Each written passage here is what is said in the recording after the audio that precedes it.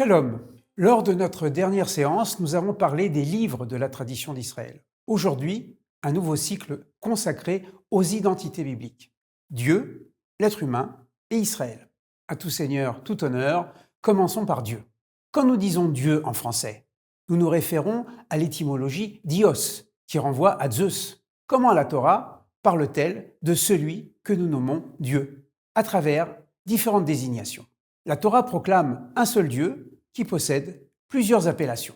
Au XIXe siècle, la science biblique a conclu que ces différentes désignations renvoyaient à des couches archéologiques différentes, comme les textes éloïstes ou yavistes. Quelle que soit l'archéologie textuelle, la tradition religieuse perçoit la totalité du Tanakh dans la cohérence de sa foi.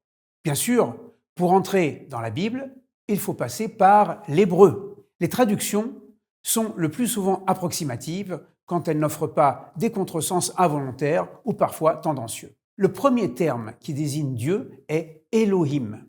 Dans un commencement, Elohim créa les cieux et la terre. Elohim est un mot masculin pluriel dont la racine est El, force, puissance, et qui désignait aussi la grande divinité cananéenne. Elohim pourrait se traduire par le Tout-Puissant, bien qu'il soit traduit par Dieu.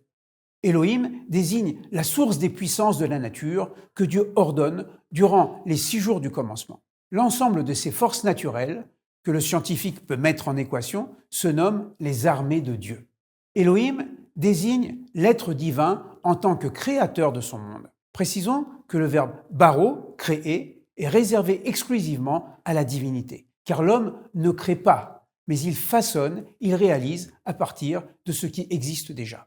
Le mouvement créationnel s'exprime dans l'apparition des différents éléments du monde qu'Elohim distingue en les séparant et parfois en les nommant. La séparation implique la complémentarité d'un élément par rapport à un autre. Dieu sépare les cieux de la terre, la lumière de l'obscurité, les eaux de la terre, le masculin du féminin. Telles sont les lois du monde. C'est la raison pour laquelle le juge est aussi appelé Elohim, car il rend la loi, la justice divine. Dans cette logique, Elohim désigne Dieu dans son attribut de justice. On a souvent associé le Dieu de justice au Dieu de vengeance, dans le psaume 94, voire le cruel Dieu des Juifs d'Athalie de Racine. En fait, le verbe nakom, de la racine koum, se lever, ne signifie pas se venger, mais redresser le tort. Quand la justice n'est pas pratiquée sur terre, alors le divin législateur se lève pour appliquer sa justice, redresser le droit, consoler les victimes innocentes. Le deuxième terme qui désigne la divinité est le tétragramme, écrit en français YHWH et en hébreu Yud He Vav He. Nous ne savons pas lire ce mot. Se lisait-il Yehovah, Yahvé ou Yahou? Aujourd'hui, les Juifs le prononcent Adonai, un pluriel de majesté, pour dire « mon Seigneur ».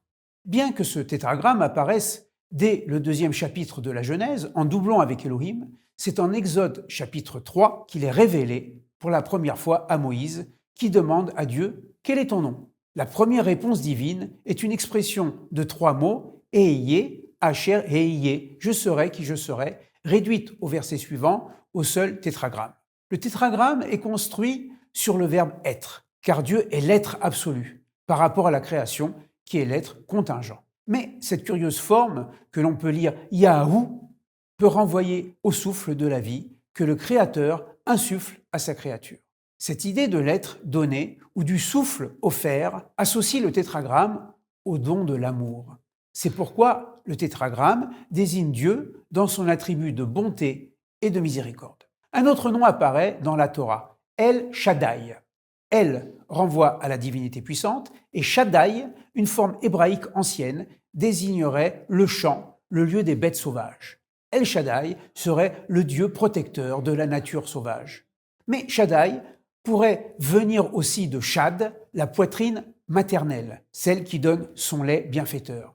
El Shaddai serait le Dieu saint, S-E-I-N, avant d'être le Dieu saint, S-A-I-N-T. Les rabbins déconstruisent Shaddai en Shedai, celui qui a dit « ça suffit », qui a dit « Dai », c'est-à-dire la divinité qui a suffisamment de grâce à distribuer à l'ensemble de ses créatures, puisque Dieu ne clone pas ses grâces. Le livre des psaumes utilise un mot devenu universel jusqu'à Léonard Cohen, Alléluia. Ce mot hébraïque, comme Amen ou Hosanna, est la contraction de Alléluia, loué Ya. Ya formé du Y et du H étant le diminutif du tétragramme YHWH.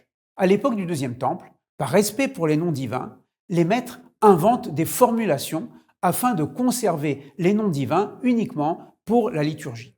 Citons Makom, lieu, car Dieu est le lieu du monde, Ribono Shel Olam, maître de son monde, qui renvoie au Dieu créateur, Hakadosh Baruch Hu, le Saint béni est-il, Saint qui renvoie à la transcendance, et béni qui se réfère à l'immanence de Dieu qui offre la bénédiction à son monde. Mais l'expression la plus célèbre est sans doute Avinu Shebashamaim, notre Père qui est aux cieux, dont Jésus fera la formule inaugurale de son magnifique Notre Père. À la prochaine vidéo, nous parlerons d'anthropologie biblique. Shalom.